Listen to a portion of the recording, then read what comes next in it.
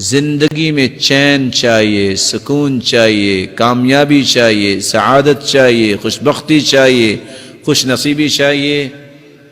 عقبہ بن عامر کی بات کو غور سے سنیے، اللہ کے رسول نجات کیا ہے؟ قال لا يزال لسانك رطبا من ذکر اللہ، تیری زبان اللہ کے ذکر سے تر ہو، دنیا میں بھی نجات ہے اور آخرت میں بھی نجات ہے۔ آپ کثرت سے استغفار کریں، چلتے پھرتے استغفر اللہ، لا الہ الا اللہ، الحمد للہ، لا حول ولا قوة الا باللہ، حسبی اللہ ونعم الوکیل۔ آپ اس کی لذتیں دیکھیے کہ آپ کی زندگی میں کیسے آتی ہے۔ اور قرآن کیا کہتا ہے؟ فَقُلْتُ اسْتَغْفِرُوا رَبَّكُمْ إِنَّهُ كَانَ غَفَّارًا يُرْسِلِ السَّمَاءَ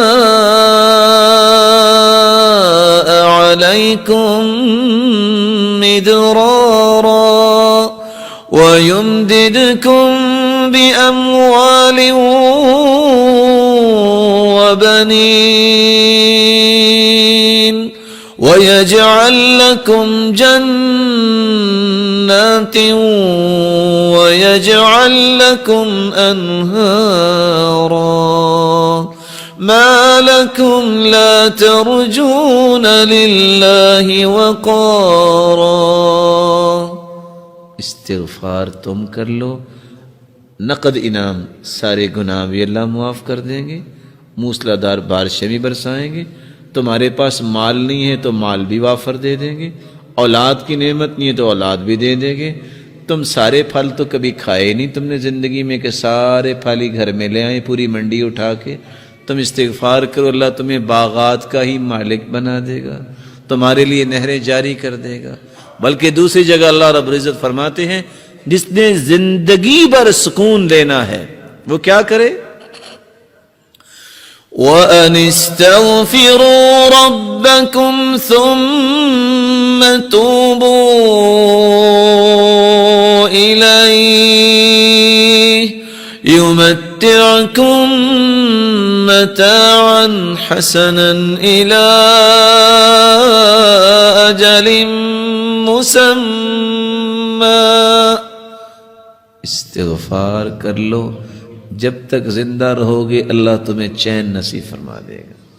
تم جسمانی کمزوری، مالی کمزوری، خاندانی کمزوری، ملی کمزوری کی شکایت کرتے ہو، ساری کمزوریوں کو قوتوں میں بدلنا چاہتے ہو تو اس کا علاج کیا ہے؟ وَيَا قَوْمِ اسْتَغْفِرُوا رَبَّكُمْ ثُمَّ تُوبُوا إِلَيْهِ يُرْسِلِ السَّمَاءَ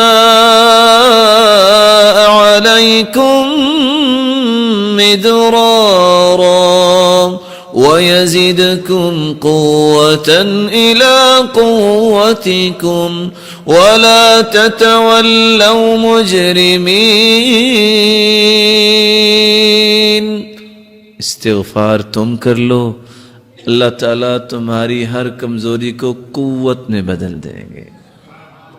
امام احمد بن حنبل رحمۃ اللہ علیہ گھر سے نکلے، مسجد پہنچے، کہتے ہیں کہ لیٹ ہو گیا ہوں، مسجد والے سے کہا مجھے کچھ آرام کا موقع دے دیجئے، کہا نہیں نہیں ہمارا نظام ہے، یہاں نہیں کچھ ہو سکتا۔ جیسے آج بھی بڑے بڑے نظام دنیا میں موجود ہیں۔ کہا چلو مجھے کچھ یہاں انتظار کا موقع دے دو۔ ابھی یہ بات ہو رہی تھی تو ایک نان بھائی گزرا جس کا کام تھا نان بنانا۔ اس نے کہا اس کو میرا مہمان بننے دو، آپ کیوں اس کو کچھ کہہ رہے ہو؟ گھر لے گیا، چارپائی پہ لٹایا اور خود آٹا لیا اور کیا کرتا ہے؟ استغفر اللہ استغفر اللہ، آٹا گوندھ رہا ہے اور ساتھ استغفر اللہ کہہ رہا ہے۔ اور امام احمد بن حنبل دیکھ رہے ہیں، پوچھتے ہیں آپ کو استغفار نے کچھ فائدہ بھی دیا؟ کہتے ہیں جناب فقیر آدمی تھا، جب سے استغفار کیا مال سنبھالا نہیں جا رہا، اور جب سے استغفار کر رہا ہوں جو خواہش کرتا ہوں اللہ پوری کر دیتے ہیں، لیکن چند دنوں سے خواہش کر رہا ہوں وہ صرف پوری نہیں ہوئی، باقی ساری پوری ہوگی۔ کہا وہ کون سی خواہش ہے جو پوری نہیں ہوئی؟ کہا میں نے اللہ سے دعا کی تھی یا اللہ، وہ سنا ہے امام احمد بن حنبل ایک ہیں بڑے نیک انسان ہیں، یا اللہ میری بھی ملاقات کروا دے ان سے۔ کہا وہ تو میں ہی ہوں. وَقَدْ جُرِرْتُ إِلَيْكَ جَرًّا، آج میں گھر سے نکلا جیسے فرشتہ شاید تیرے ساتھ ملاقات ہی کروانے کے لیے مجھے لے کے آیا ہے. مَنْ لَزِمَ الْإِسْتِغْفَارَ جَعَلَ اللَّهُ لَهُ مِنْ كُلِّ هَمٍّ فَرَجًا وَمِنْ كُلِّ ضِيقٍ مَخْرَجًا وَرَزَقَهُ مِنْ حَيْثُ لَا يَحْتَسِبُ. جو کثرت سے استغفار کرتا ہے اللہ تعالیٰ اس کی تنگی کو آسانی بنا دیتے ہیں، اللہ تعالیٰ اس کی مصیبت کو خوشی بنا دیتے ہیں، اور وہاں سے رزق عطا کرتے ہیں جہاں سے اس کو کبھی گمان نہیں ہوا.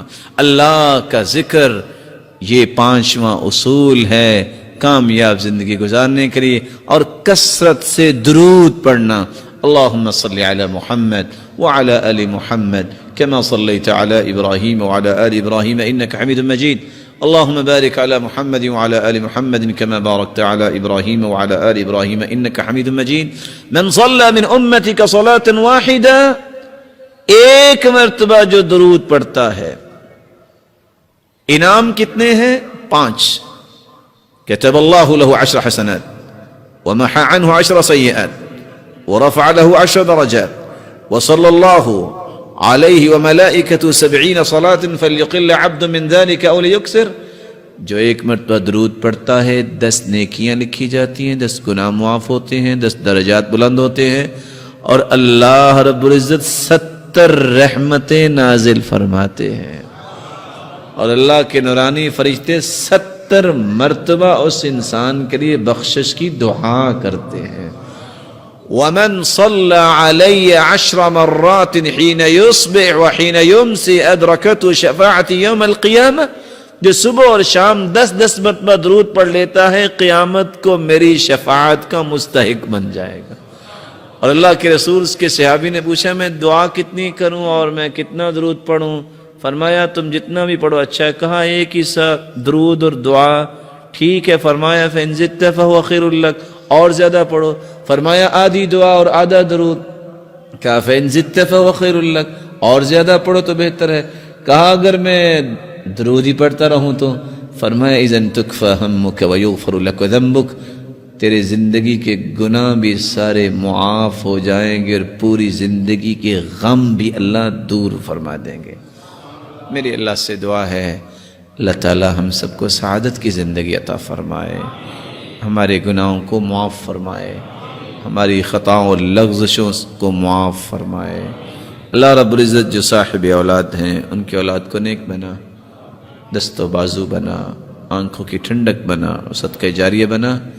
الہ العالمین جو کسی بھی مصیبت میں ان کی مصیبت کو خوشیاں بنا دے، کسی تنگی میں ان کی تنگی کو آسانیاں بنا دے.